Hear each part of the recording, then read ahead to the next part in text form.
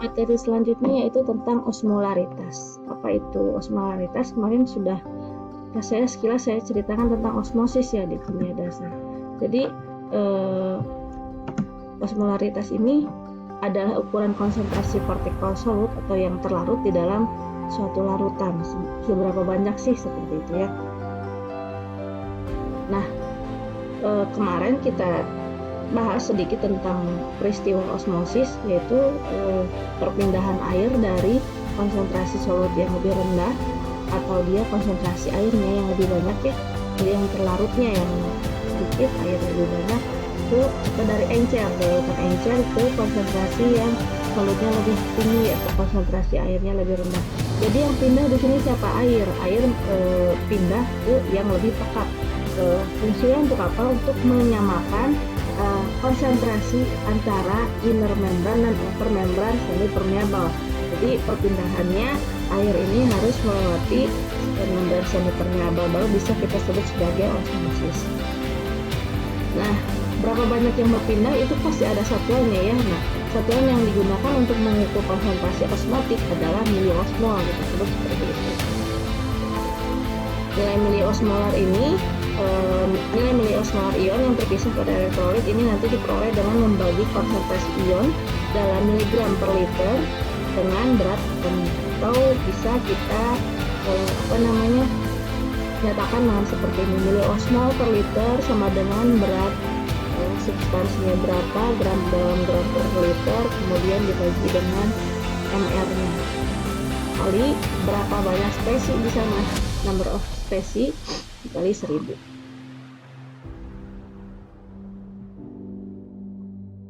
Nah, ini adalah contoh hitungan untuk osmolaritas ideal dari suatu injeksi natrium klorida sebesar 0,9%.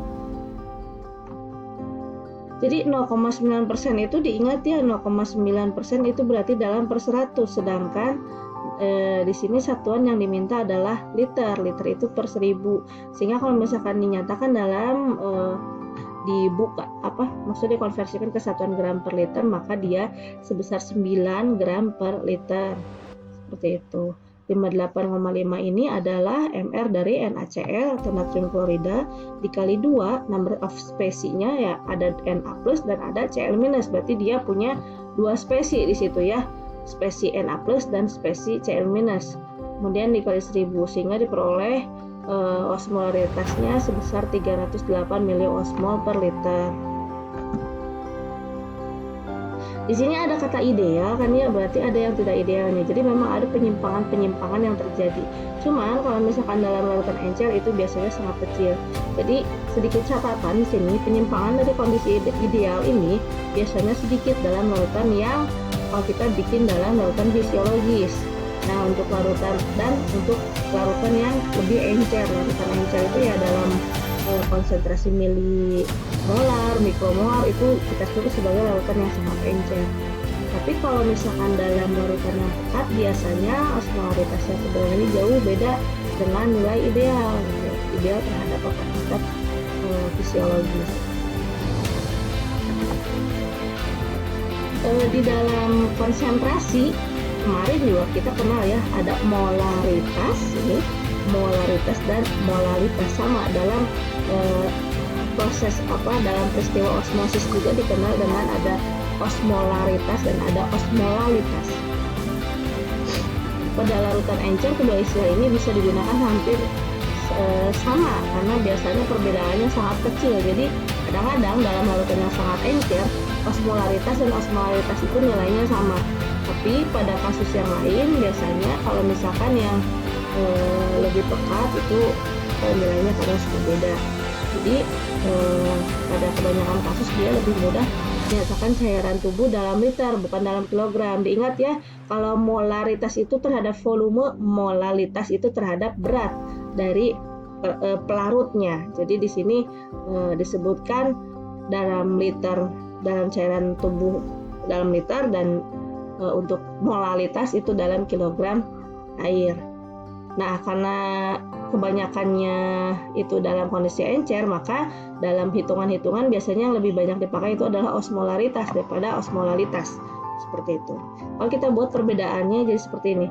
Osmolaritas itu dia seperti molar ya, menyatakan jumlah partikel terlarut per liter larutan, sedangkan osmolalitas dalam berat ya per kilogram air. Air di sini sebagai pelarutnya. Seperti itu. Nah, ini contoh lain untuk membedakan mana osmolaritas dan mana osmolaritas. Kalau pada osmolaritas itu dia hitungannya seperti ini, gitu ya, per kilogram.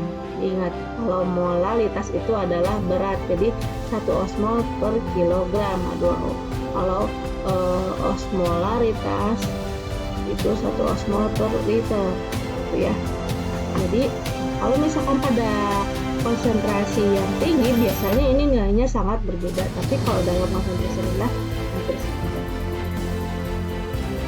Yang lebih banyak digunakan adalah osmolaritas ya.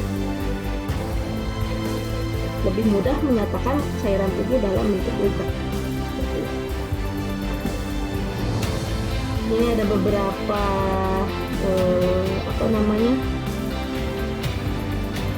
tekanan osmotik yang ada di dalam tubuh normal, serum normal manusia.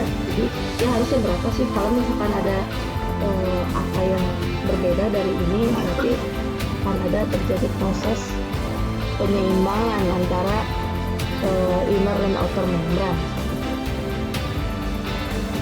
Kita lihat contoh soal penggunaan osmolaritas. Larutan yang mengandung 5% dextrosa itu glukosa ya, dalam air untuk diinjeksi berapa miliosmol per liter yang diwakili oleh konsentrasi ini. Jadi 5% dextrose anhidrat itu sama dengan berapa miliosmol per liter sih? Hitungannya seperti ini. Jadi kita berapa ml dari si dextrose anhidrat 180 ini sukrosa, kemudian 1 milimol dextrose anhidratnya berapa, sama dengan berarti 1 miliosmol 100 mg itu berarti sama dengan 1 miliosmol 5%, berarti mengandung 50 gram atau 50.000 mg dalam 1 liter. Ini berarti penyetaraan dari ini ya, satuan ya. Berarti kurang lebih dia ada 270 miliosmol per liter. Si 5% dextrose ini, dextrose anhidrat, mewakili 278 miliosmol per liter. Atau kalian juga bisa gunakan cara seperti ini dengan konversi satuan 50.000 mg per liter dikali 1 miliosmol per 180 mg. Dari sini yang namanya ini. Ini nggak pakai ekivalen, enggak, karena dextrose itu adalah non elektrolit ya, jadi dia tidak berubah menjadi spesiesnya. Jadi dia tidak perlu diaplikasikan yang tadi yang nilai ekivalen, yaitu 78 miliosmol. Nah, ini kita coba untuk yang sekarang aplikasi yang ion tadi. Kita harus kebetulan ini ya langsung spesies 1, jadi nggak ribet. 14 ini AR-nya berapa? 39, 1 milimol dari K plus 1 ini sama dengan 1 miliosmol. Nah, kalau misalnya kita punya 156 mg K plus dalam 100 ml, maka dia setara dengan berapa? 1560 mg per liter ya. Sehingga kemudian tinggal dibagi sama mR-nya. Berarti ternyata 150 mg ion K+ dalam 100 ml itu setara dengan 40 miliosmol. Selanjutnya untuk ion Ca+, di sini berat molekulnya 40, 1 milimolnya demikian. Ya, sehingga diperoleh 10 mg Ca2+ itu setara dengan 2,5 miliosmol dalam 1 liter larutan. Demikian. Sudah materi untuk hari ini. Untuk latihan soal mini osmol akan dilanjutkan di pertemuan selanjutnya, karena osmolaritas masih akan dibahas ya aplikasinya di pertemuan yang selanjutnya. Demikian dari saya, silakan nanti yang soal latihan tadi dikerjakan dulu, baru nanti masuk ke forum ya. Assalamualaikum warahmatullahi wabarakatuh.